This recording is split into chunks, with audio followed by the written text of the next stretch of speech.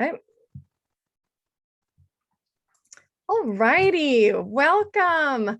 I am Heather Pierce Campbell, the legal website warrior based in Seattle, Washington, and helping entrepreneurs around the US and the world. Welcome to another episode of Guts, Grit, and Great Business. Today, I have my friend Chris Goegan. Welcome, Chris. Thank you, Heather. Super excited to be chatting with Chris today. He's a systems guy and we've got a lot to learn.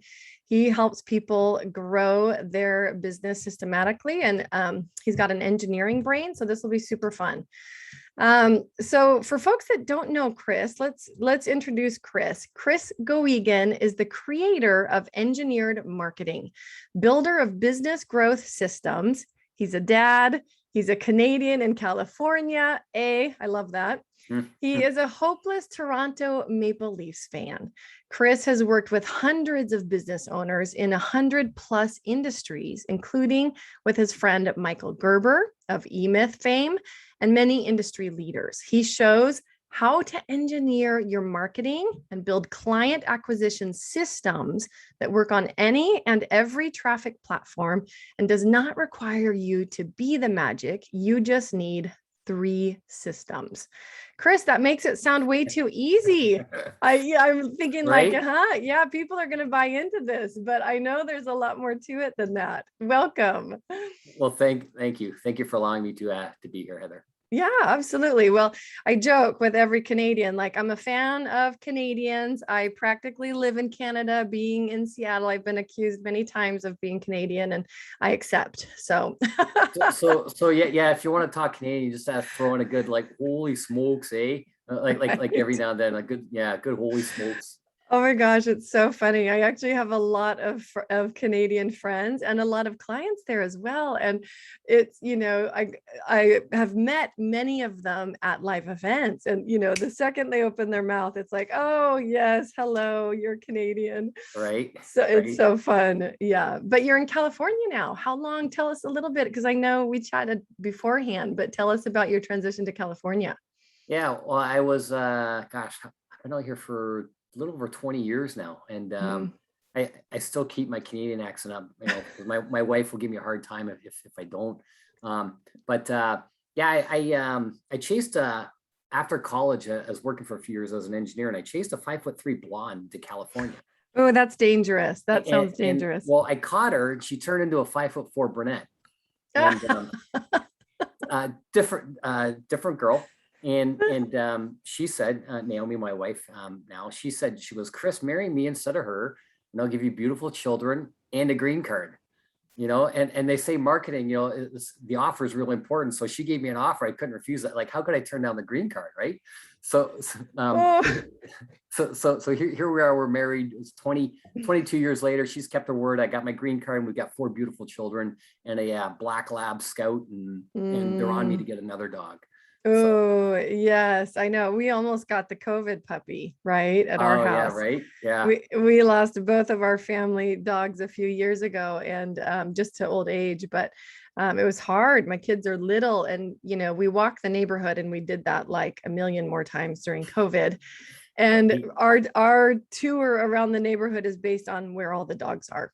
That's the path we take, so we can stop and basically pet every dog in the neighborhood. So they take a while. These walks with 2 little kids take a while. Well, that's so fun. I love California. I've been there, quite a few times, lots of events there, and lots of friends there as well. So you're just down the coast from me, and it helps always to be in the same time zone. Yeah, definitely. Yeah, my kids are all avid surfers, and my boys play hockey, which is makes a Canadian in me smile. Right, of course. It's funny because we're talking the other day, and they're like, Dad, how can anybody live anywhere away from the ocean? They're like, what do they do with themselves? Yeah. And I've always grown up around water. I love outdoors and rocks and sticks and trees and streams and lakes and stuff like that. And I love lakes. And they're like, Dad, I don't get it. How do you like lakes? It's like, I don't know, just something just about a calm lake, or going kayaking on a calm lake, and you hear the paddle, like going in the water, and it's just glass. There's just something beautiful about that. But yeah. I guess it's just whatever you grow up with, you like. But I gotta admit though, it's like we got some beautiful sunsets out here, and the ocean's like pretty pretty spectacular. So Yeah, it's fabulous. Well, I'm a fan of the West as well. I obviously didn't live by the water until I moved to Seattle. And now that I've been here for quite some time, I have that feeling of like, wow, how does anybody not live near mountains or nature or the ocean? Because those things are, I mean, they become so important once you have them and you're familiar with them. Yeah, we also share a big love of nature here in the Pacific Northwest. mm. Um, so tell me a little bit about your roots in business. I'm always curious how people get started in their business. Yeah, so I wish I could say that I was smart enough to and had this master plan about how I got to what I'm doing, because I absolutely love what I'm doing. But Hmm. it's truth is I'm not that smart. It's a lot of luck and the hand of providence moving me around. So I started off as an engineer. Talk about like how I think a big thing with people is they don't think about things. And I am like probably the guiltiest of anybody about that. Like a look at, okay, well, how'd I get into engineering? Well, um, a girl I was dating in high school had a crush on this guy that went to this one really good engineering school. So it's like, okay, well, if he goes there, then I should go there then. That's why I made my decision to get into engineering. Like pretty brilliant. Well, I love math and sciences, and I was always really good at them. So that helped. So that's why I got into engineering. It was a 45-second decision. Brilliant, right? And then I was thinking 5, 10, 20 years down the road. No, so I got into engineering, and I was working for Ford Motor Company. So the school I went to, General Motors Institute. It's now Kettering University. It's top 5 in engineering. And anyhow, I was working at Ford Motor Company while I was going to school, and it was a pure co-op program. So you go to school for 3 months, work for 3 months, and it was from an experience standpoint, it was great. By the time I was a junior in college, I was doing the work of a full-time engineer, and it was a time when Ford was really changing their quality around. Their quality stunk, and they wanted to do something about it, and so they had tons of money to invest in making things better, which was wonderful as a young engineer. And so there's 2 types of jobs I got: all the crappy jobs that nobody wanted, and all the high-tech jobs that scared the tar out of everybody. And so they would throw me into the worst area of the plant and say, hey, Chris, go make it better, or we'll fire you. So it's like, okay.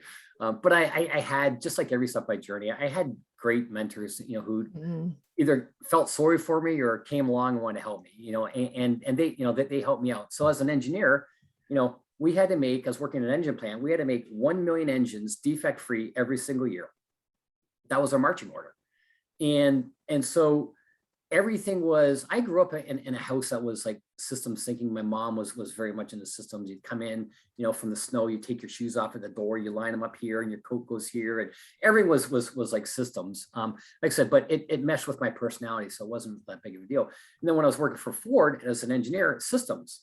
So like I learned to go into the worst area of the plant, figure out where the biggest problems were, prioritize them. Okay, so we got these 50 problems. Well, what are the top 2 or 3 or 4 things? Let's work on those, focus on those, put fixes in place, and then put measurements in place, and build that into a dashboard. This is, when like the internet was starting to come around, and so it's like we had dashboards, built in where we could sit from our desk, we could see how things were going. And so everything you would do before you made anything, like this coffee cup, we'd like figure, okay, well, how are we going to make it? How are we going to make 1 million of these things? And so we start off with, with developing the process, every step of it. And then we would measure, everything we did, and we'd know if something was working or wasn't working. And so, I didn't know how important that would be, 20, 30 years later, down the road for me. Because I just thought I was going to be an engineer, and then when I moved to California, a girl I was dated in college, she was living in California. So it's like, okay, well, one of us has to move. So it's like, all right, I was mid-20s, I'll go to California. Sounds great. Went to California, and then this is where my wife gave me the better offer. So I left. So I was working still as an engineer, but I was a smaller company. I designed and built parts for the International Space Station program, the Real World Hunt for Red October submarine, and some very, like, it's bicycle bearings, just a bunch of different things. And the I had this realization where I looked at how much money I was making as an engineer. And I had a friend who, I don't even know if he graduated, he might have graduated high school. He was making 4 or 5 times as much as I was as an engineer. And he went home, he had no stress. So it's like, okay, I think I needed a different route. So I wanted to get into sales. So I'd been studying and learning and reading about sales. And then as Providence would have it, I ended up getting fired from my job.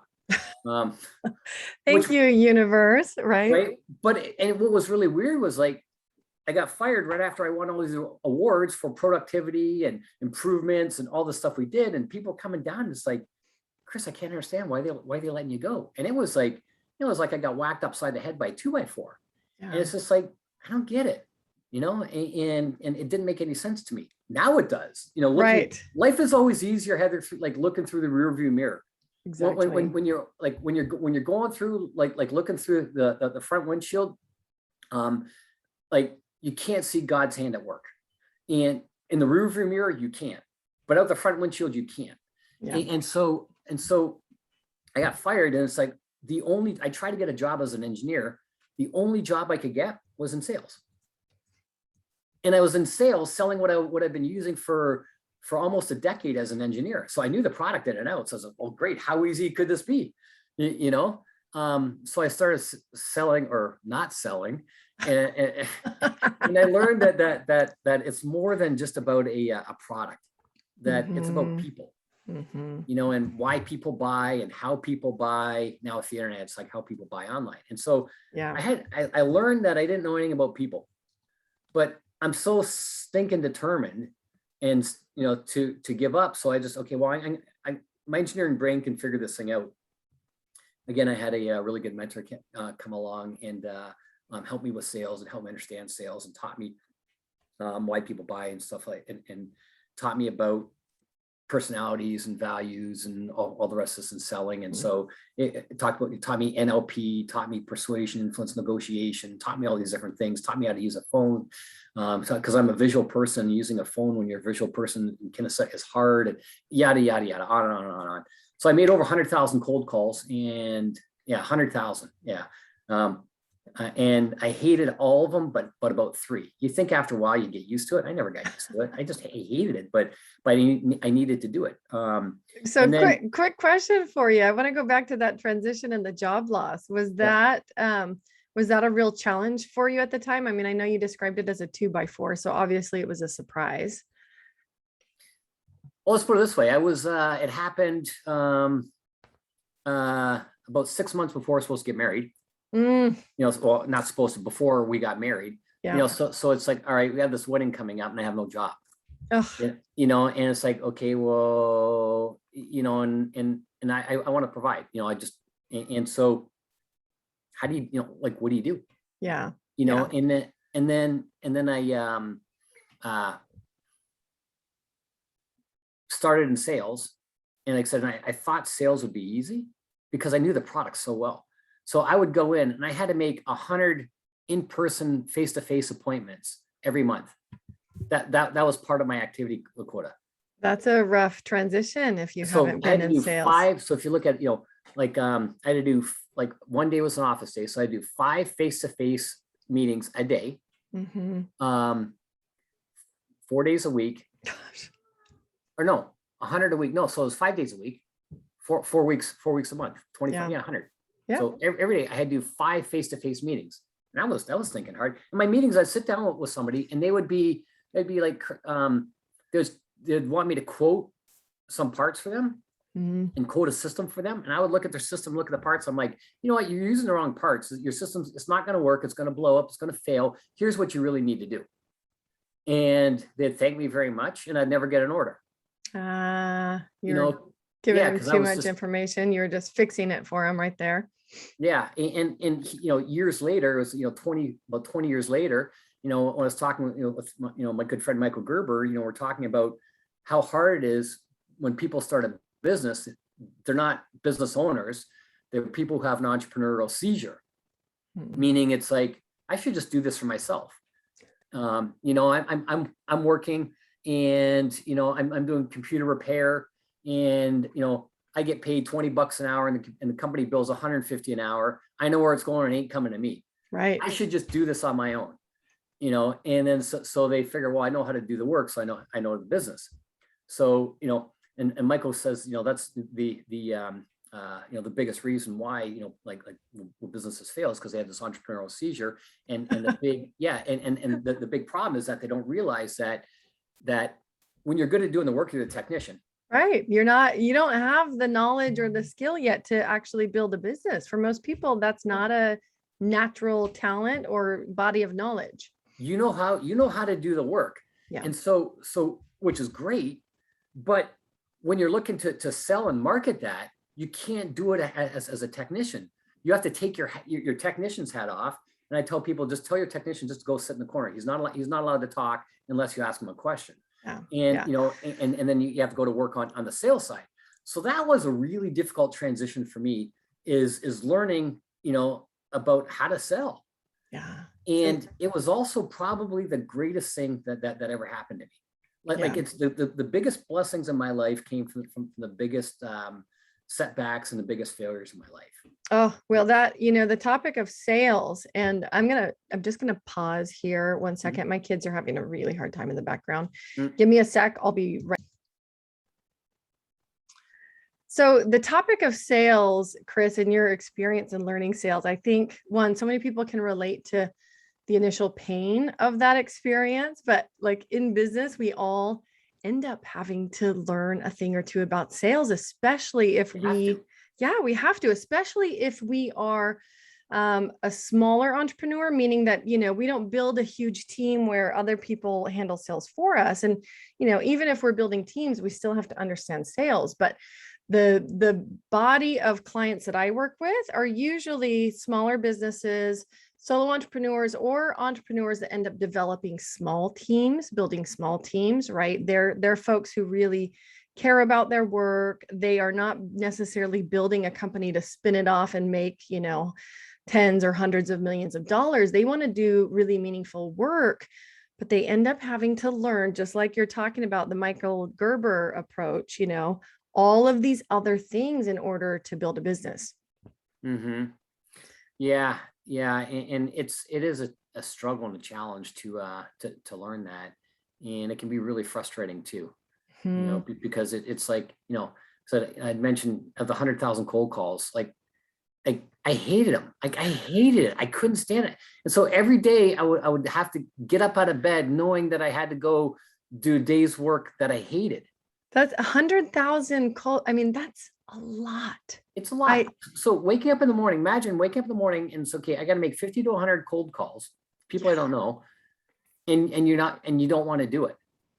You know, I tried after a while in sales, I tried to go back to engineering. I had this impressive resume. It was like impressive. The plant manager, the guy that ran this entire plant that employed thousands of people, he said, Chris, he goes, if you ever want to come back, there's always a job here for you. You know, and I had this amazing resume, but I couldn't get a job back in engineering. No matter what I did, I couldn't get a job. And it was like, why not? It was so I had to get up every day doing what I hated to do, you know? And that's brutal. Yeah. And there was no easy button. The easy button was do the work.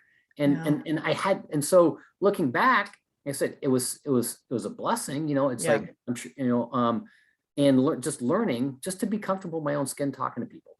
And that's the fascinating thing about sales, is I feel like sales has the opportunity to teach us, I mean, so much communication, absolutely. Right? The chance to determine how we value ourselves, our time, our businesses, our services or products, right? We have to get so clear on that stuff in order to be competent and effective at selling. Right? There's so much bundled into sales. It's a massive topic. It really is. It is massive. And after, you know, doing a lot of sales and so and a lot of marketing, as an engineer, engineers like to overcomplicate things. I'm sure there's other people listening, you know, that you know, you're not an engineer, but you're probably nodding your head. But engineers love to overcomplicate things. Love the details. Love getting into like, how's this work? Take things apart and look at it and put it back together again, and hopefully there's no pieces left over, and figure out how to make it better. And so when I started off in sales and marketing, it's like I overcomplicated stuff, way overcomplicated stuff. And I'm in the trenches doing all the work. Like I wasn't, I wasn't advising or teaching, as I'm the one in the trenches doing the work. And then I hit a point where it's like on the other side of the curve. Yeah. Where it's like, you know what, out of all this stuff, there's only a few things like really important. That's where you're talking, marketing. It's like, there's only 3 systems you need. And sales, it's like it's if you truly want to grow your business, it's like, if you can just like create a great differentiation, get really clear on your values and who you want to work with, and then talk to somebody like you're, having Starbucks with them, or, it's like we're in the locker room after hockey having a pint. It's just like, you just talk to them, not like, okay, I gotta put my sales mode on and I gotta, yes. It's like my so my wife homeschools our 4 kids, and she puts on a conference, and she's having me speak at a conference this year on husband's perspective on homeschooling, and but she didn't want me to talk to her group for a while, because she was afraid I'd come in with she said, I'm afraid you're going to come in with your hair slicked back in a briefcase, and you're going to sell them, and a PowerPoint, and you're going to sell them something. You have this PowerPoint, with this like, blinking calls to action and offers, and things are going to disappear, and Ginsu knives are going to give you this and that. And oh my gosh. And it's like, no, honey, I'm not going to do that. You know me, I'm not going to do that. But sales, it's like, no, if you just talk to people, just the way you talk to a friend. In fact, so I was working with this company. I was looking at buying a direct mail franchise before. And so I said, before I look at investing $500,000 in this franchise, I want to go check it out. So I went in there, and I actually was working I was working in sales, just building a new territory I was going to buy. And I was training the sales team there as well too at the time. And this guy who was a top performer in the mortgage industry, he came, he goes, I want to, it's like, I want to sit beside you. I heard you're good. I want to listen to you. It's like, well, first of all, I don't think I'm that good at it, but it's like, thank you for the kind words. So he sat there and for the morning, listened to me make calls. And then, it's lunchtime. It's like, yeah, you want to go grab a bite? And he's like, sure. As we're driving, he goes, I'm actually really disappointed. I'm like, why is that? He goes, I wanted to listen to you on how you talk to people, but instead I'm sitting there listening to you, and you're just calling your buddies and talking to your buddies all day long. I looked at him and laughed and said, I didn't know any of those people before I picked up the phone. They were all complete strangers. He's like, really? He's like, that's not how we do sales in the mortgage industry. It's like, well, no, it's different. It's like when you're, working with people and helping them to, to want to grow and improve things, you can't come in and like a hammer, and so it's a different conversation. And especially these days, it's like trust is so lacking. Oh, well, and I feel like salespeople, especially the ones who often will go through certain corporate environments and get certain kinds of training, they come out thinking that they have to like be a shark or, do these certain tactics or strategies in order to get the sale. And, my sister, who's been in sales for a long time, she worked for, I would say in recent years, quite a stretch, but she worked for Siemens medical device company for a while. And big company. Yeah, big company, but she really blew things up. But she refused to do essentially what they said and what everybody else was doing. She had her own way of approaching sales, and it really was flabbergasting to people around her, but her results spoke for themselves. And how was it flabbergasting to the people around her? Meaning that she had the guts to do things her own way. Like they were so surprised that she would come in and just basically not follow the rules. And the company ended up just allowing her because her results were so much better than everybody else. you know, and they didn't have some of the systems that they really needed to support their clients and do certain things that she could spot. She could say, this isn't working, and here's why I have to do it this other way. And I think sales is really disenfranchising to certain people that are trained a certain way, told to do it a certain way. And you know, there was one other gentleman I was talking with about sales one day, and he said, because of that, you have a marketplace that believes it's okay to lie to salespeople. And it gets back to this trust element that you talk about. I think, especially if you come in with a certain approach, how many people are just trying to get off the phone? Oh yeah, sure. I'm interested in your thing. Like, send me some follow-up or whatever. And they have no interest. They are just trying to get out of that conversation. Right. And so when you don't come in, I think with the right values, the right approach, like, you're automatically adding to that distrust. And it just builds a barrier where somebody will do what it takes, even including lie to you, in order to get off the phone. Yeah, exactly. How do you, so I'm curious because, you know, this guy that observed you and said, well, gosh, it just sounds like you're talking to your buddies all day.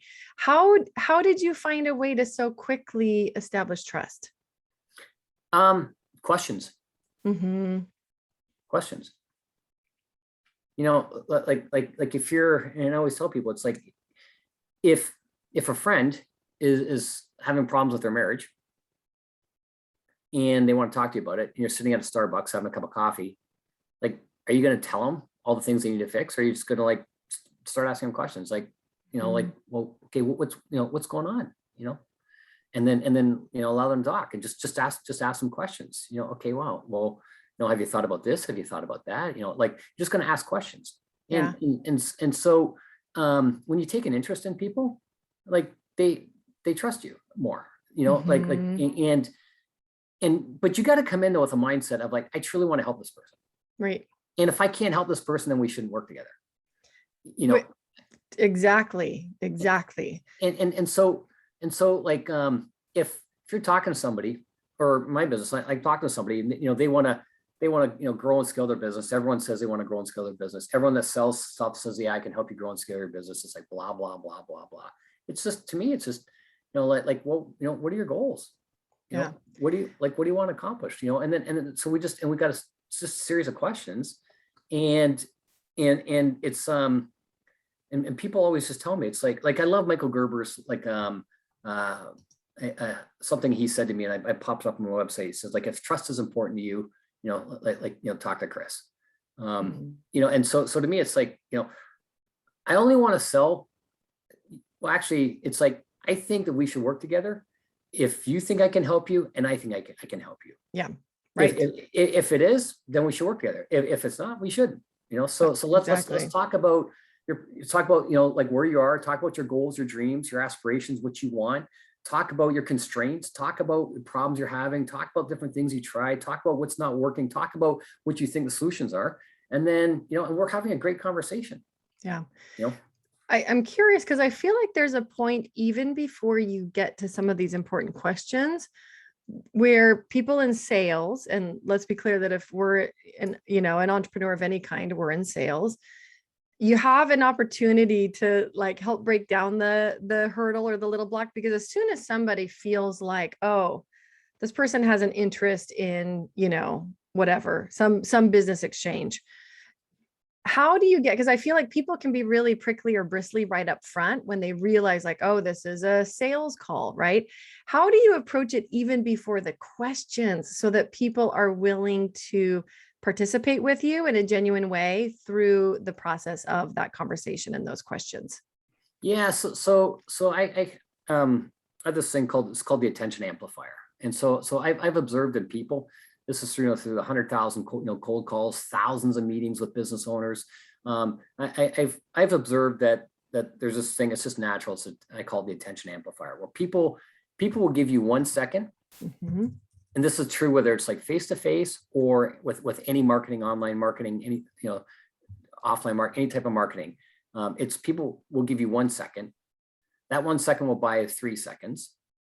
That 3 seconds will buy 30 seconds. That 30 seconds will buy, you know, 3 to 5 minutes.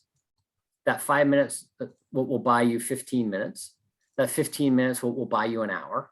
The hour will buy you an engagement or a client, depends on, on what you're selling, but say you're selling a service, that hour will buy you a client, that will buy you an engagement. That engagement will buy you a bigger engagement. A bigger engagement will buy you a bigger engagement, which will buy you like a whole bunch of referrals. Mm-hmm. And so it all starts with that 1 second. Or 3 seconds. Some people might be generous and give you 3 seconds, and so you have to have a really good, like for your business, it all comes about differentiation. Mm-hmm. Like growing a business, it's all about differentiation. It's not, well, hey, once they know about me, they're going to love me, they're going to want to work with me. It's like, well, that works for referrals. But when you're starting to do cold outreach, that doesn't work. You got to have very clear differentiation. And you got to understand that not everyone's going to want to work with you. Right. And so you want to qualify people and disqualify people. Yep. But everything starts with that clear differentiation. And then you take that differentiation and then you break it down, the conversation. So picture you're having an hour conversation with somebody. You take that and you just chunk it down in the smaller pieces. Guy sitting on the bench feeding the pigeons, he doesn't throw a loaf of bread at him. If a loaf of bread's an hour conversation, doesn't throw a loaf of bread at him. What does he do? He sits there and he pulls out, a couple slices, and what's he do with those slices? Little tiny pieces. So, yeah, and he tosses them out. And then the bird, the pigeons, they peck and they kind of go away. They peck and then they start coming closer, and pretty soon they're like all around him. So so you got to have like an initial, like an initial use sales talk, initial hook, Mm-hmm. to grab their attention. Yep. And you got to have like an engagement strategy, Yeah. And it's not that difficult to put together once you know what to do. But it can't be salesy. Right. If you come in education, like I believe in education-based marketing, mm-hmm. Meaning trust is so low. How many marketing messages do you get a day? Oh, thousands. Yeah. And how many things, like, have you heard, in the business world, the business growth world, one weird trick I did that resulted in $30,000 cash, in 30 days. How I built a 7-figure agency in 90 days. I'll give you my exact plan. Like how much stuff like that do you hear? Mm-hmm. Now, if you're brand new to business, never built anything before, it's like, ooh, that's exciting. It's like, oh, it's going to work for me. 30 days to riches. Yay. Right. But I think we've all drank that Kool-Aid before, Mm-hmm. and so it's like, it's so cheesy, like all this stuff. So there's more marketers, more people pitching these things like that. Yeah. So if we bring the message down and wanting to build trust. So we educate to build trust. The more trust we have, the more attention they'll give us, the attention amplifier. Mm-hmm. The more attention they give us, the more they'll want to learn from us. The more we will educate them, the more they'll consume. The more they'll consume, the more trust they have, attention amplifier, the more time they'll give us, the more they'll want to consume, and the more our message will penetrate and sink in with them. And so there'll come a point in time where they're, if they're HOTS, there's the three systems there's, 3 types of prospects, no more, no less: colds, warms, and HOTS. Colds don't want to buy, they got no problem, they got no need. And warms have an interest, they know they have a problem. Yep. But they're not ready to buy yet. Yes. They're looking at possible solutions, trying to decide if they want to invest time, money, and energy to solve the problem. Some people will want to solve the problem, other people won't. Yep. And then there's HOTS. HOTS got a problem, they want to get rid of it right now, and they're actively looking for the best solution to buy. So if you meet people where they're at, meet colds where they're at, meet warms where they're at, meet HOTS where they're at, educate them accordingly to where they are, they'll self-select and move on. It's true. And when they move on, so when you're talking with the HOTS, those are the only people you sell, and you're just having a good conversation with them. So what's going on? Tell me about about your life. It's like, what about your business? Why are we talking? Why do you want to, so when you have these systems engineered, it makes it so much simpler. It's like, oh, game over. But it takes work to build these systems. Absolutely. It's not 30 days you're going to, you're going to be done. I always joke with clients. It's like, like I always tell people, have a 2-year perspective. It's a total buzzkill, you know, it's like, but I'm like, look, water's wet, rocks are hard. This is how it works. For my work in the trenches with hundreds of clients, it takes about 3 to 4 months to build your base marketing foundation. You spend the rest of the year fine tuning it.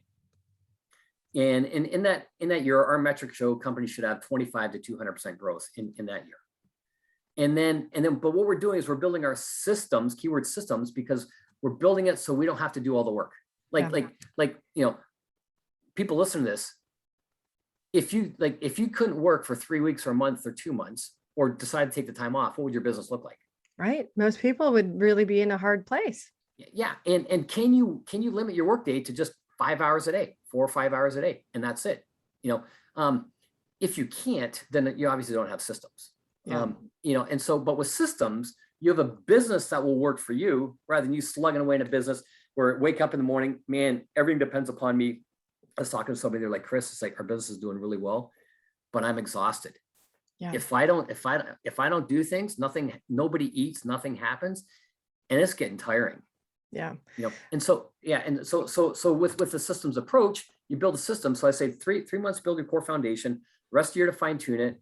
You should see 25 to 200% growth in that year. And then you're looking for somewhere year 1, year 2, what Malcolm Gladwell would call the tipping point. Yep. Where all our systems are firing. We've got a good return on things. Now we can open up the spigot and make it go as big as we want, that the market will support to match our vision. You know, so can I ask you a question about your systems? Yeah. Because I think a lot of people, they might have some systems in place, but I don't know that they're as clear as what you're talking about, like a very specific system for your cold leads, right? Versus warm versus hot. So I'll use my business as an example. I do a lot, and I also am a big believer in educating first, like really helping to educate the marketplace so people fully understand what the problem is, because I think a lot of folks get stuck there, not even knowing the extent or scope of their problem. And so because of that, their decision-making is really challenged around that problem, right? Some are more informed. Clearly those become the warm leads. They know they have a problem, but they're just not ready to buy yet. And then, moving them along to the hot. But like in my business, if I go back and speak to the same audience, because I do a lot of educating in my kind of standard presentation, a lot of people, like, light bulbs start going on, like, oh my gosh, I didn't even know this was a problem, right? These are cold. They're all cold leads sitting there in that audience. What I have found, and I also take kind of a long-term approach to business, like I am just going to keep showing up and educating. And each time I have a touch point with this person, they're going to be slightly farther down the road as far as having a better understanding of their own business, right? But what I have found is, like, by time 2 or time 3 that they hear that presentation, they're ready to buy, right? But it's not like a particularly complex system. My goal in the presentation is to get them to opt in, go through one of my secondary trainings, right? Hopefully following that training, they're on my list, they stay on my list, etc. But, like, to me, those systems feel kind of blended, right? I've got my list. I have a way that I nurture people. I've got certain opt-ins, and then I'm a regular speaker. So I'm not always clear on, like, what the key parts of it are that are really working, except I've observed it long enough to know that by time 2 or 3 that they hear that presentation, they're like, okay, I need this now, and I'm ready to buy. I've heard this enough that they get it, right? Something clicks for them. So talk to me, like, because I think a lot of people are in that place where they have certain systems, but they're not as clearly delineated, it sounds like, as what you're talking about. Yeah. So a couple points with that. First is, I think a lot of people think they have systems, but they don't really have systems. Yeah. And so it's the systems that I build for people, and I have a implementation group that we put on as well. It's like, picture having leads coming in, and you're not doing anything to bring them in. They're coming. Got it. Picture sales fully automated. You're talking about fully automated. Yeah, but by automation and people. Yeah. Sales are coming in, and you're not making the sales. They're being what you promised you'd deliver in your sales and your marketing is being delivered. Your client fulfillment is delivered, and you're not the one doing it. So to me, imagine a business where you have that going on. It's like, how much time could you spend in nature? How much time could you sit there thinking about your business, which is just as important, if not more important than working, like in the details of business, so just, imagine, what life would be like. Most people say they have systems, but their systems are usually ad hoc. Yeah. I need leads. I'm going to Processes scramble. I'm going to go on LinkedIn. I'm going to network. I'm going to talk around. So, and they just do ad hoc sales. They kind of have something that they're used to talking, and they'll just get on the phone. They'll talk. They don't have a sales process. They just it's kind of seat of the pants. They say they have a system. Well, that's their system. To me, it's like, green, picture a stoplight, green, yellow, red. Yep. Red is you're doing everything yourself, ad hoc. Yellow is you have a set way. Hey, this is what we do, and this is how we do it, but you're still involved with it. Yeah. Green. I think a lot of people are red and yellow, but especially yellow once they've done some building, but they're not to the green. Yep. And when you go through this whole process of like moving yourself into the greens, it's amazing because, I mean, you're doing a lot of brain work, but you're getting really, really, really clear and really, really, really focused, Heather, on your business in so many different aspects: what you're selling, how you're selling it, who your market is, how you're going to help them, the impact you want to make in people's lives. So that's one part of it. The other part of it is, when you first meet somebody, like especially these days, it's like, if they're not hots want to, like, they just want to solve their problem, and the bigger the problem is, the more they want to solve it. And the more time they're looking to invest. The warms, like most people are the warms, and most of the money in people's businesses are in the warms, not today dollars, but future dollars. Yep. And so all you want with the warms is you just want them to say, you know what, I like what this Heather girl's saying. I like what she's saying. You know what, that made sense. I don't want to buy or anything like that. I'm not looking to buy or anything like that. I don't want to talk to her. I don't want to talk to anybody. Maybe I might have a question, but I like what she's saying. And yeah, I think I want to hear some more from her. That's it. That's all. That's all you want to do. And then and then your warming system is you're just giving them education, and you're giving them things. So like before our call, you're talking about like something that I might want to trademark in my business. Right. Well, I've got so much things going on with rolling out systems and fine tuning systems in a number of areas that we're doing in whatever area of our business. My mind is so like bogged down on that. In your mind, it's like, well, it won't take you long to do that. Yeah. But everything's a management of resources being time, money, and energy. Right. I have got no extra energy, right? Because all my energy is consumed in here. Now, what's going to happen is, sometime, the next, 6 months-ish, I'm going to have all, these things all settled down, and I'm going to have more time and more energy. And so now I've moved into what I call the looking zone, where people, they like, you're sitting, like, if you're sitting there talking to me, you'd be, if I was you, I'd be like, you have a need for this. You need to do this. You really need to do this.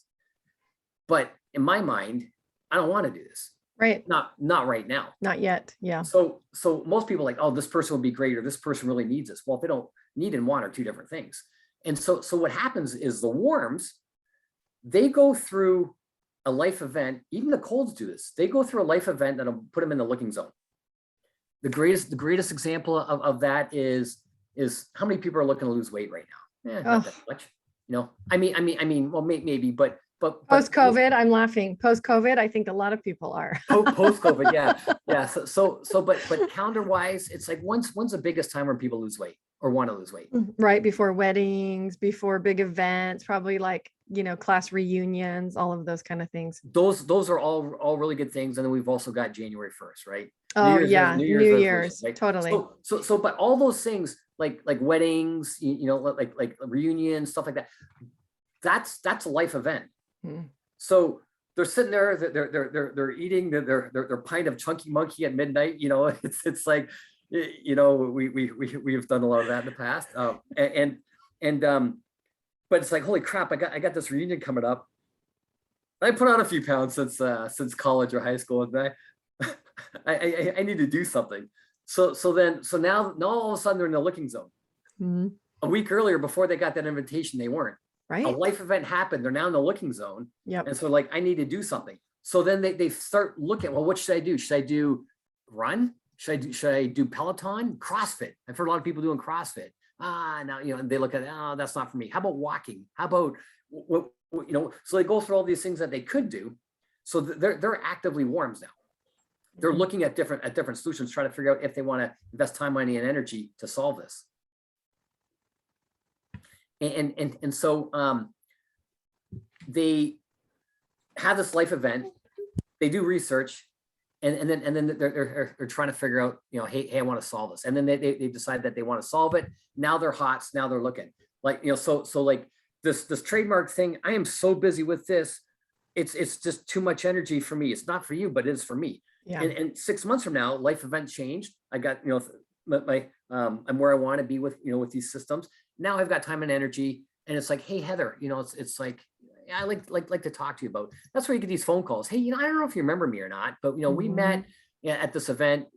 I saw you speak 5 years ago, and I got an email from a guy. It's like, hey, Chris, I don't know if you remember or not, but I met you. You spoke 10 years ago at this thing I was at. I get your emails. I have no system for the colds. I have a great system for the hots. I have no system for the warms. Yeah. What do I need to do? Like, he was already trained and prepped and ready to go. Totally. Like, when can we meet? How much will it cost? And how do we get started? Right. So that's where the education system comes in. Yes. So I call it planting and then watering the grass, right? Yeah, exactly. And then stuff will grow where it grows, and where it doesn't, it won't. So yeah, no, I love that. And I think the frustration I think that so many people face is that they have been sold a pile of crap when it comes to what people tell them about turnaround times with client, and not in every business, but most businesses, they face a timeline of, creating that relationship, educating the client, and allowing that to germinate. And so many people expect, like, oh, if they can't measure it immediately, it must not be working, right? And so for me, I've always, because with legal stuff, like you just mentioned, most people, it's not top of mind either until they're facing a problem, they have an emergency, or they're really ready to scale and they just know they need to handle it, right? But I want to have been the one to plant the seed and water that grass so that by the time they're ready, they know, like, oh, well, I've been hearing from Heather. I know that, she can help me with this particular thing or whatever. And they know your personality. It's like, I like her. She seems pretty nice. She seems pretty cool. She obviously knows what she's talking about. I don't feel high pressure from her. It's like, yeah, I want to talk with her. Yes, that high pressure thing I think is huge. And, I think people also get told to add all of these, what do they call them?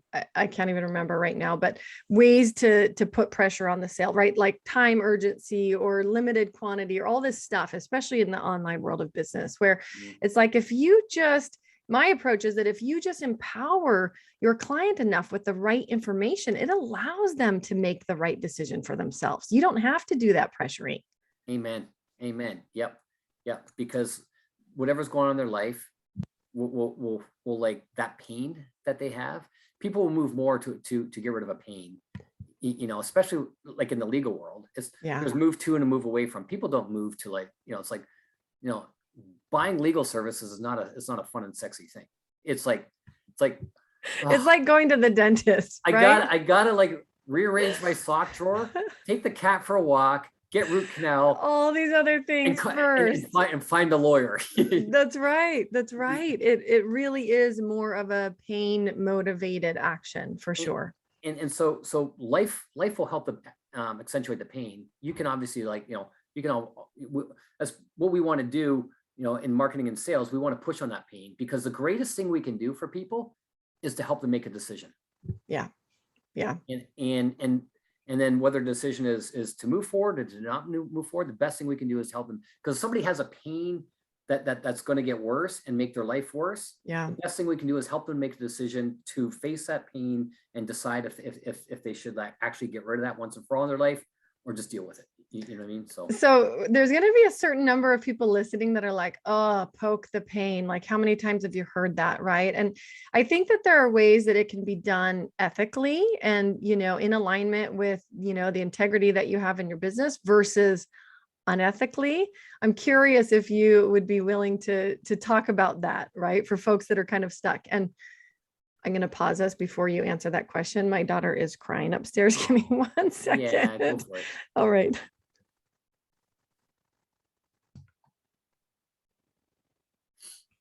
Okay, yeah. So good question. How do you poke the pain? Mhm. Well, the context is so important. So it depends on the relationship that you have with somebody. Mhm. You know, some like if you got a good relationship with somebody, one gal I'm working with, she's building an incredible business. But she was just doing things that like are I thought was just she's going to waste her time, and it's going to Yeah. and so I was like I asked her, it's like you know, how long she's going to keep trying to chop down an oak tree with a salmon. And she's like, what? And so I related back. It's like, that's what somebody told me a long time ago. I said, Chris, it's like, you're so frustrating to work with, Chris. I'm like, why is that? He says, because it's like there's this great big oak tree and you're trying to chop it down with a salmon.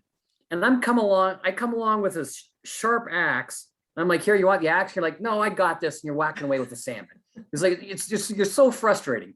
So with this gal, a great relationship with her. Mhm. So I can be, like a little bit more like, like bold and Yeah. direct. Direct. Yeah. But if I don't have a relationship, with her, if it's somebody just having a conversation with somebody who wants to grow their business and they know they're not where they really should be, it's Mhm. just like, just goes back to their goal, their vision. It's like, so does it, if I'm poking the pain, Yeah. does it bother you that these other guys are like killing it and you're still stuck?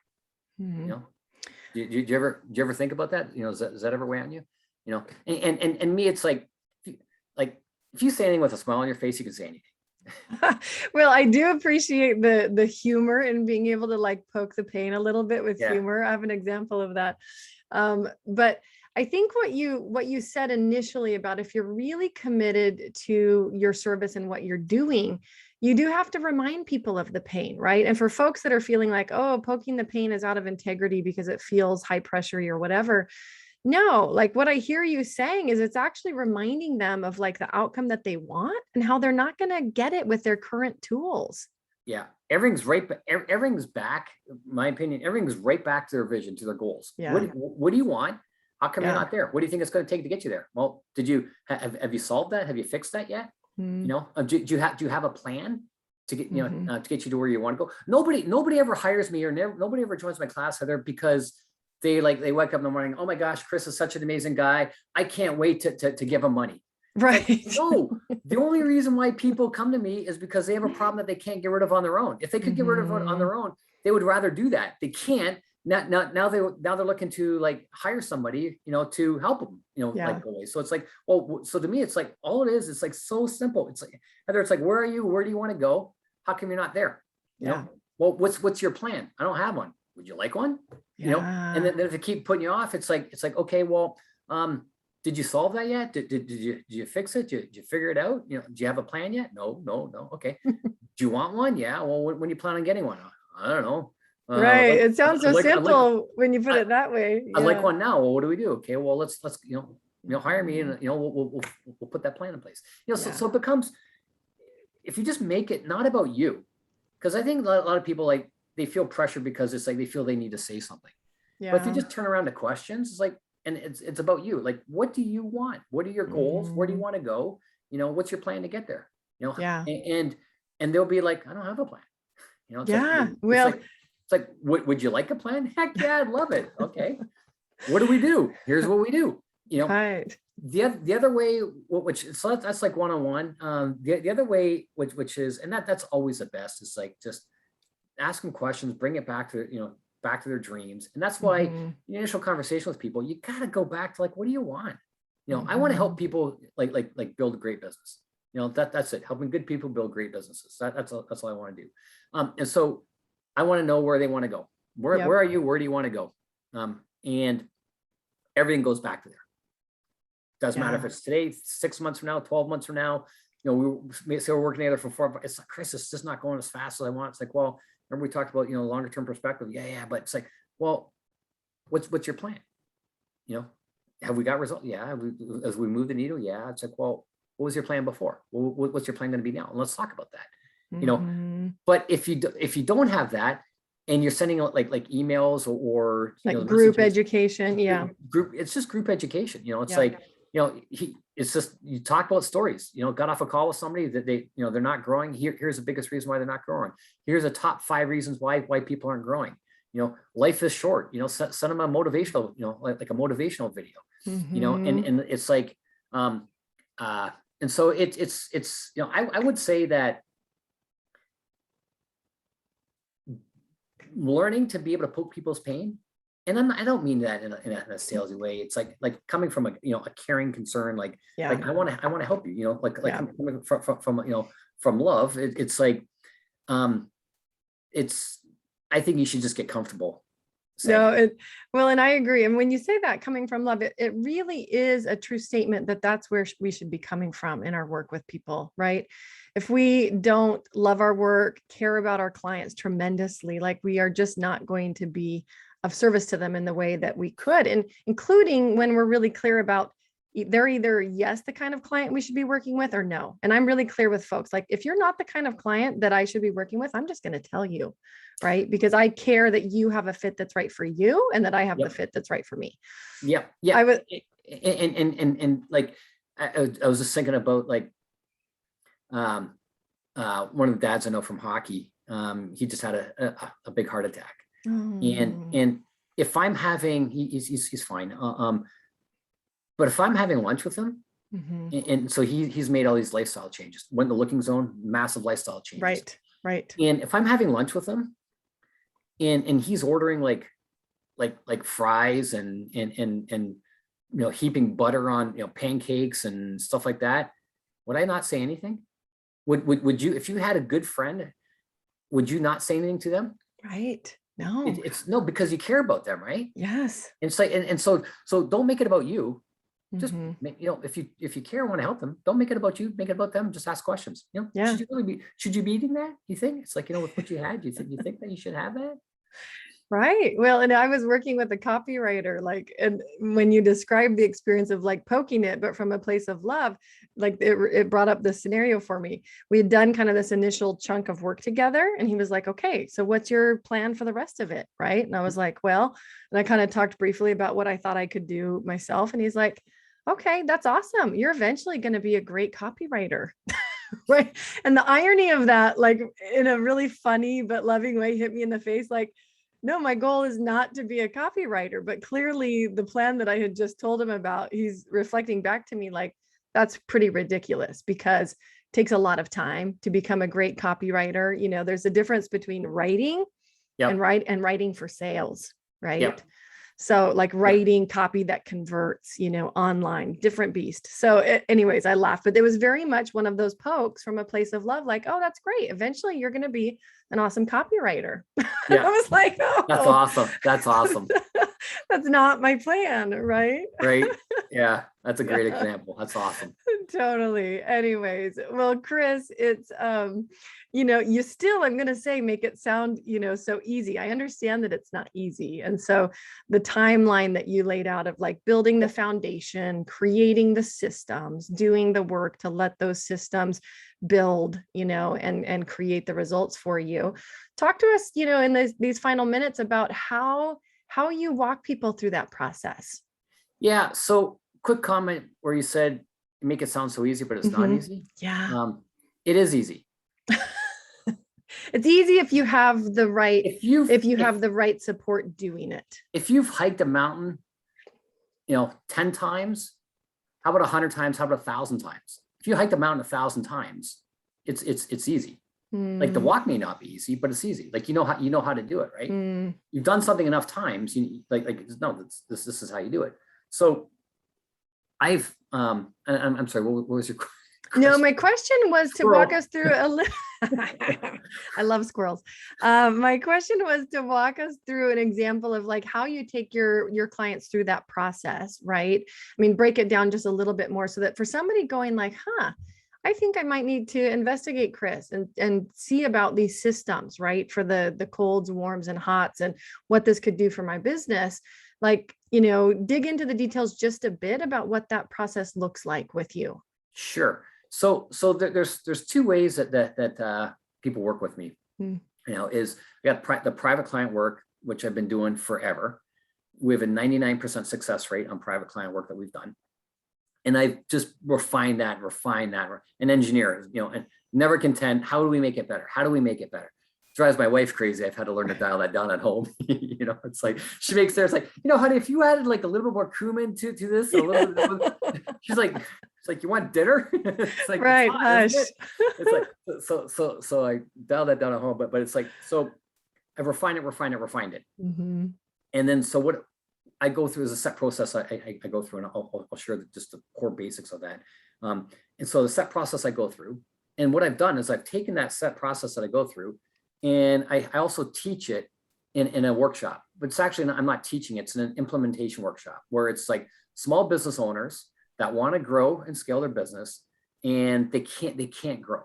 All the things they've done, they just want it, like, how does this work? And they want systems. So they want growth. And they want systems. We've got a very pragmatic approach. So I've taken what I've done over here, and I've deconstructed it, and I put it into a 3-month program. Week 1, we do this. Week 2, we do that. Week 3, we do this. It's theory, so you get understanding of what we do and why we're doing it. And then we're rolling up our sleeves, and there's worksheets. You're creating things. You're doing things. And so it's an implementation workshop. It's not a theory only. This is work, 99% success rate in over 100 different industries. Got stories and case studies, like at the wazoo. But the core of it is, it's like, just get really clear on the vision. What do you want? This is like, it's pure marketing, sales. What's your vision? What do you want? Because that's your gas, that's your fuel. That's what we can always come back to. And then 2 is we work on your differentiation. We look at competition, we do a competition analysis, and we create differentiation. We look at how they're positioned in the marketplace, and we look at their positioning, and we compare it to your positioning. And we want to make sure there's differentiation. Almost every single time we go through these exercises, people say, "Oh, you know what? It's just pure rubbish." I work with people around the world, and people from UK, they always say it's like everyone says the same thing. It's just pure rubbish. And it's like, well, what's your message? Like, no different. It's like, ours is the same. And they're like, and they laugh. They say, yeah, my website sucks. It's like, my messaging sucks. Everything sucks. I hate it. It's like, why? So on this point, because I can relate to what you're saying. And I work with a lot of clients in the online space, and, anyways, you see exactly what you're talking about when you see a lot of messaging that looks the same. Why is differentiation so challenging for people? Well, if you don't have differentiation, how do people know? How do they make a decision? If someone's looking for a lawyer, and everyone saying the same thing, how are they going to decide which lawyer they want to work with? It's like, and they'll poke around like different pages, and they'll look at, we needed some work done on an air conditioner. My wife hopped online, and she brought up a bunch of different sites, and they're like, they all look the same. It's like, oh, I like the color scheme on this website. I think maybe it's like, because they all say fast delivery, family friendly, but they don't back anything up. They just make all these like stuff generic that probably would have worked on online statements. marketing about 10, 15 years ago, but it's just all generic, blah, blah, blah, blah, blah. She's like, I like the colors on this website. I'll call them. Oh, I like this picture of this person on the about page. Oh, this person's got a dog. It's like, okay, but there's nothing talking about, differentiation. So it's like, if everyone's just a lawyer, okay, we do this, and this kind of law. Well, how are you going to know who you should work with? Like, do you want to work with, there's an old saying, it's like, you'll buy from people like, and trust, right? So if you can create differentiation, like, and trust, and have a unique way of doing something, because people equate different with better. Yeah. Everyone says, typically when people do this, especially coaching services or marketing services, they'll do the research, and everyone will say, we're the best, number one in the world at this. We're the lowest cost. We're the fastest. They're all saying the same. We're number one. Well, if you look at 5 websites and all 5 are number one, it's like in the movie Elf, like the world's best cup of coffee. Congratulations, you did it. You know, it's like everyone's all number one. It's like, well, how do I know who I want to work with? You know, but there's nothing different. People, I've had people hitting my site, and they're like, and they'll set up a call, and they're like, Chris, look, you know the biggest reason why I want to talk to you? He's like, first of all, I love the engineering, I love the pragmatic approach. 3 systems sounds real interesting, you know, but you seem like a guy that's just going to give me an honest answer, you know, and so my differentiation is all baked in engineering, systems, the 3 systems. And, you know, I'm going to be honest. I'm going to give you an honest answer. You know, like whether you like the answer or not is not up to me, you know. So you have to have differentiation. And people, especially now, people want, with so many people hopping online, if you think about the best people you've ever worked with, you think about them. Okay, you had a bunch of faces and names pop into mind. How much of a values match was there between you guys? Interests, family, philosophies, you know. Well, if you can start communicating that and have a unique approach. So, you know, you're doing business, you've been doing, you know, and you started your business. There's lots of other competition when you already started your business. So you already entered a crowded marketplace. What was it that you wanted to solve and make easier to people when you came to the marketplace? What is it? What is that? Well, let's pull that out and let's communicate that. And that we have like gone into people with, like, I'll hear when I work with somebody private side, okay, we tried Google, that didn't work, tried Facebook, didn't work, tried LinkedIn, that doesn't work, tried YouTube, that doesn't work, tried direct mail, that didn't work, we tried email, that didn't work, we tried everything, that didn't work. We go in and we adjust their positioning and their messaging, and we relaunch these campaigns. And actually the way they set the campaigns up, they're pretty screwed up anyhow. But we go in and we'll launch campaigns like very pragmatically on a scaled way, and we'll have this unique messaging we'll get across, and all of a sudden we've got results.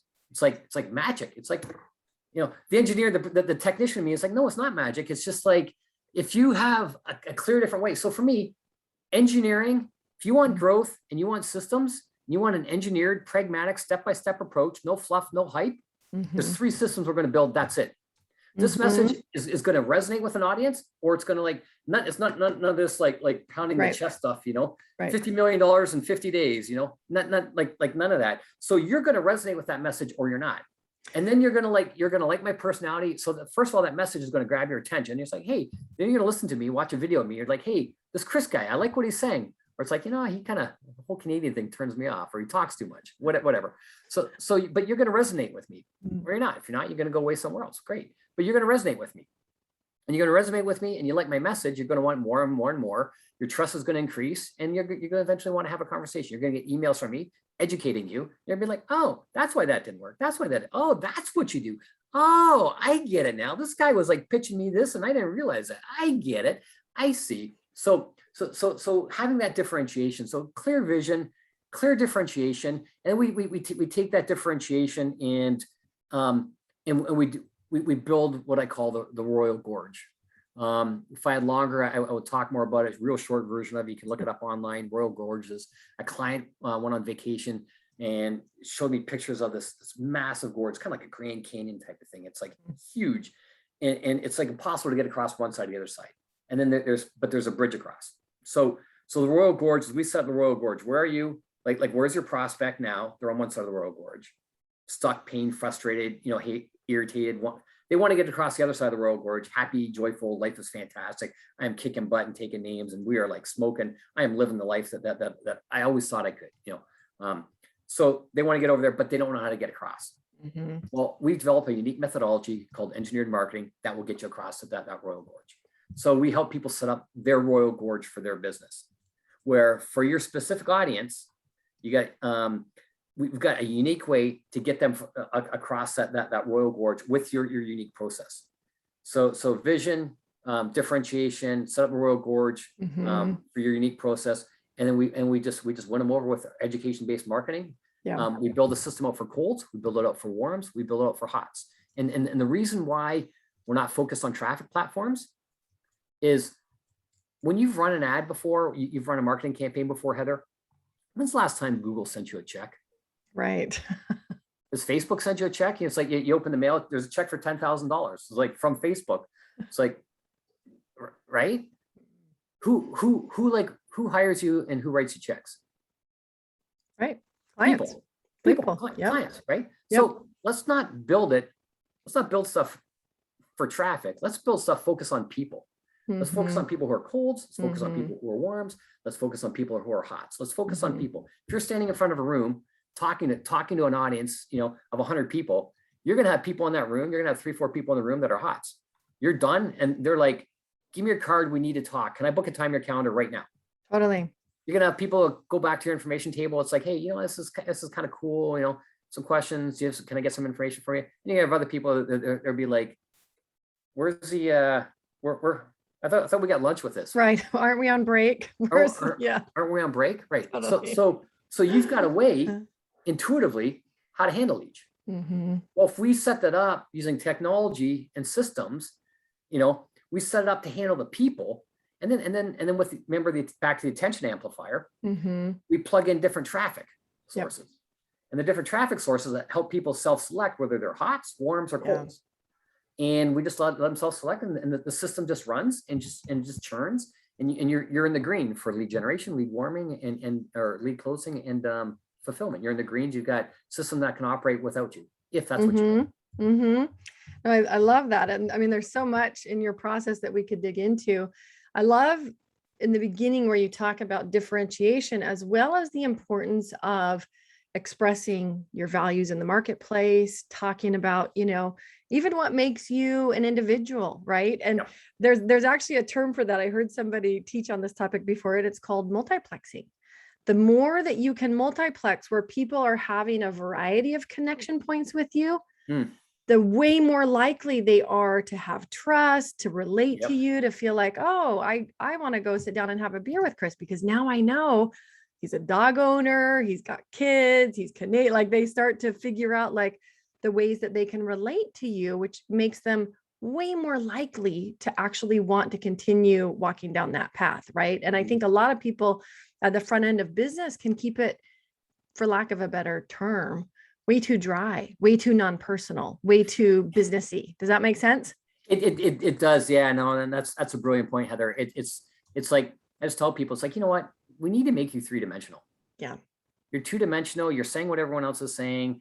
Let's make you 3-dimensional. But they're afraid, well, I'm going to lose people. It's like, well, you're going to lose people anyhow if you don't. But it's like, you want to repel the bad ones. I mean, the bad ones, just talking about bad fit, right? And I mean, the example that comes to mind is like me going to your website and being like, oh my gosh, Chris has a mountain on his website, right? Like, that was one more way that I was like, oh, I so relate to him, and then had this conversation about how I'm building a new website right now, and it's going to have a bunch of mountains in it, because that analogy of building a business and hiking a mountain is so strong for me. Yeah. Yep. I love it. Yeah. Well, you have shared so much value with us today. I mean, you've got, the system that you walk people through. It feels very clear. I think even just saying like, there's 3 systems that you need, right, alleviates so much stress, because so much noise in the marketplace tells us it really is not that simple. We need so much more than that, right? Yeah. And most, if you look at, somebody went through my my program. They said, Chris, it's like, because I don't have a sexy name for it.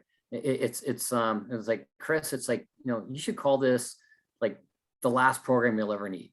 They said, because that's what it truly is.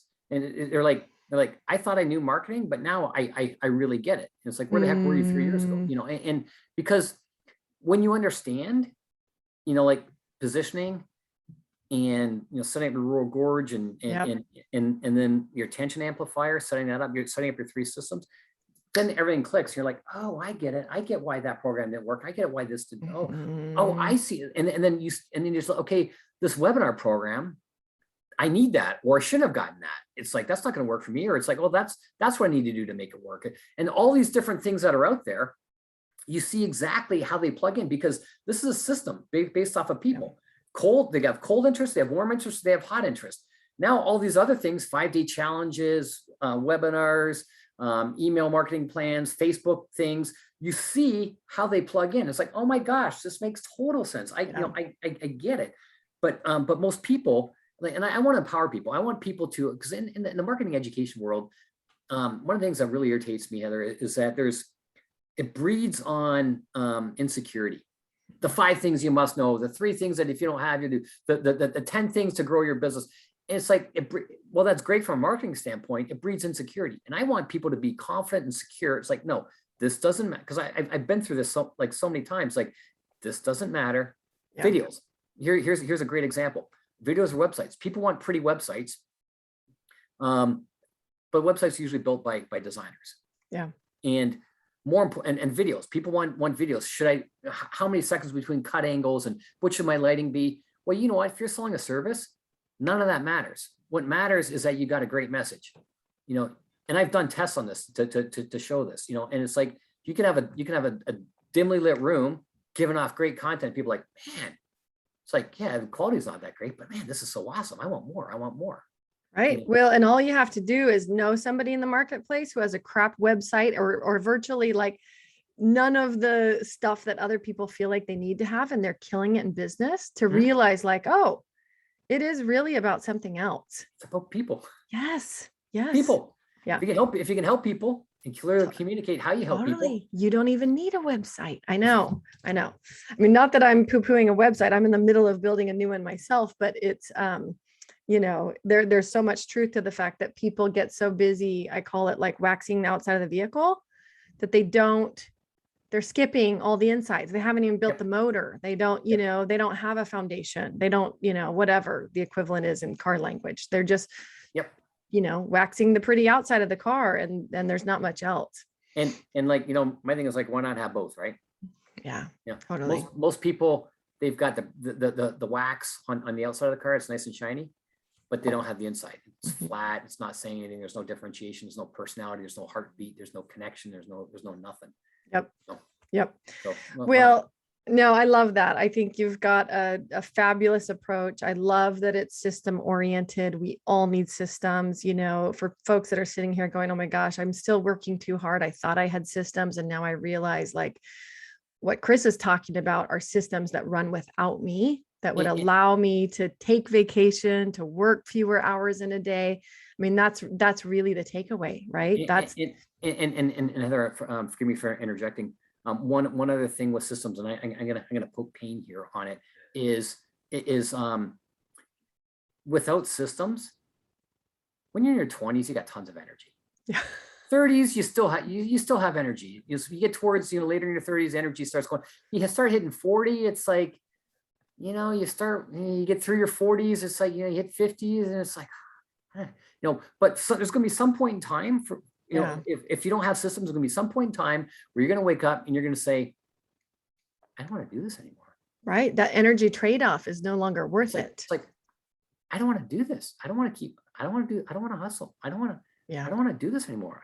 And your spouse or friend or, you know, significant other will like say, well, if you don't do it, who's going to do it? You know, and you're like, and you got to get up and you got to force yourself, you know, to do the work. You know, so for me, it's like, you know, people work with people, they're like, but I love doing the work. It's like, great. Well, just build a system anyhow. Cause you know, and you keep doing it, you know, but you'll be able to handle more people because you'll be more efficient, you know, with it. And then maybe at some point in time comes where you want to hire somebody else in, stuff like that. You want to grow, or you get tired of doing the work, you're all set, you're done. Plug them into the system. Yeah, totally. Yeah.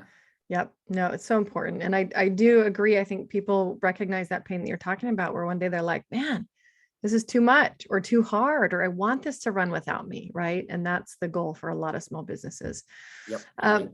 So Chris, where do you show up online for folks that are listening and clearly need to connect with you? Where would you like them to go online? Are you on social media? Do you just want them to go to your website? Tell us about where you are. So I'm online. I'm on Facebook. I'm on LinkedIn. I'm on Twitter. But best place to get me is if you go to my website, Chris Goegan, it's Goegan, Chris is CHRIS. Yep. So chrisgoegan.com. And you go to the 3 systems. You can actually just click on right on the homepage, discover the 3 systems, and that will take you to a lead-in and a little video by me, and then there'll be a link to the 3 systems guide. Awesome. And I think that you might have like a link to that. Totally. Well, yep. For anybody that's listening, you can find, links to Chris on his various social media channels, as well as his website and his 3 systems at legalwebsitewarrior.com/podcast. So be sure to visit the show notes for all of those links. Chris, I love what you're up to. So many people in business need the kind of help that you provide for folks. Yes, they absolutely do. And anybody listening knows they do. For folks that are listening with us today, what final takeaway or action step would you like them to be thinking about right now? Yeah, it's really simple. Like, just like get a clear vision, and I understand that like different people are at different cycles, but just get a clear vision for what you want your life to look like, like 3-5 years or whatever time frame, like you can see. Just get a clear vision for what you want. And then from a business standpoint, look at your differentiation, and just go on and be honest. Don't look at it through your eyes. Look at it through the eyes of someone else looking around for different services like what you provide. Yeah. And just see if you've got a unique differentiation, and if your personality is coming out with through that as well too. Just do that. Use that as a starting point, and then that should like start opening up your eyes. I love that. Well, and how often we think we have a clear vision, but when we dig into it, I have found that can really be missing, right? The clarity of that vision is super important in order to be headed the right direction. Yep. And if you don't have a clear vision, one of the things that to do is just like look at all the things you don't want. And just list those down. Okay, I don't want to be doing all the sales myself. I don't want to be doing like these marketing campaigns. I don't want to work 80 hours a week. I don't want, I don't It's want all the pain points. It's all the pain points. I want to take a vacation. Yeah. Like I want to be able to like leave my phone at home. I want to, so just you just start with that, because it's like you got a vision, and then after you have a vision, you need a process. Yeah, you got to engineer towards that vision. And we can provide that. It doesn't matter where you are, where you want to go. We've helped companies, go from nothing to, like largest in the world in 3 years. We've helped people. We helped a one company go from 3 million to 10 million in a year, and they saved $2 million in expenses. Helped another guy go from 4 million 18 months later. He went through this 3-month implementation group. He's at 4 million. He finished the class off. 18 months later, he's at 20 million. Wow. 18 months later, he's at over 60 million and sold the company.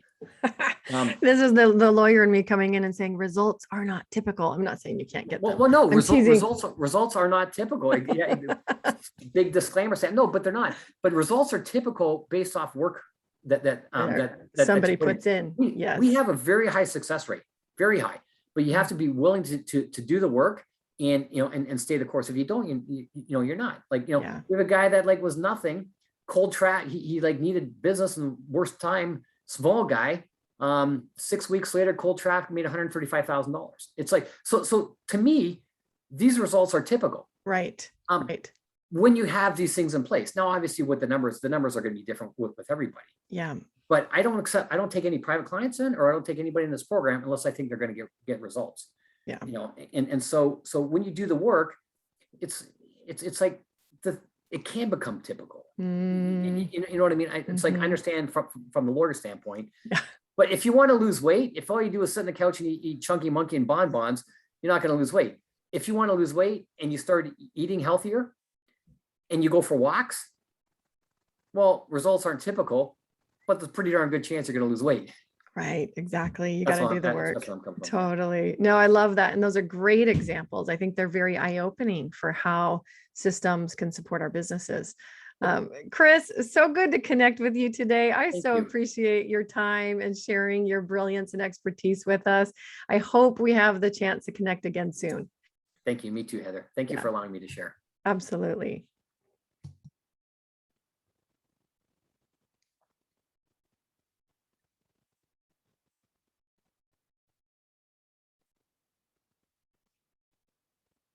Okay. Okay, well, Chris, you have shared so much valuable information with us already.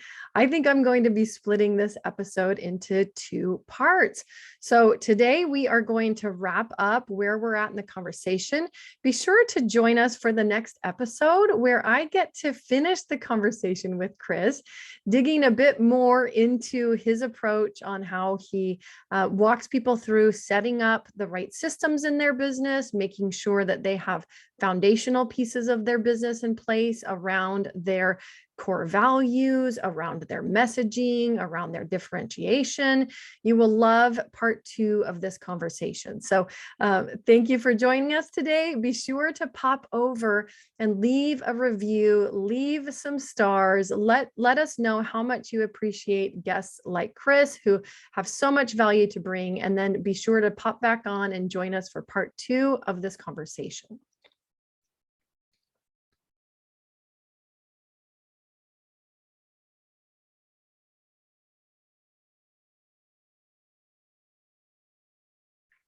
Okay. Well, we are back for part 2 of the conversation with Chris Goegan. I am so excited to welcome you back to another episode of Guts, Grit, and Great Business. I am Heather Pierce Campbell, the legal website warrior. Now, we already spoke with Chris in part 1 of this conversation. If you missed it, be sure to go check out the last episode. In today, part 2's conversation, we are going to pick up where we left off.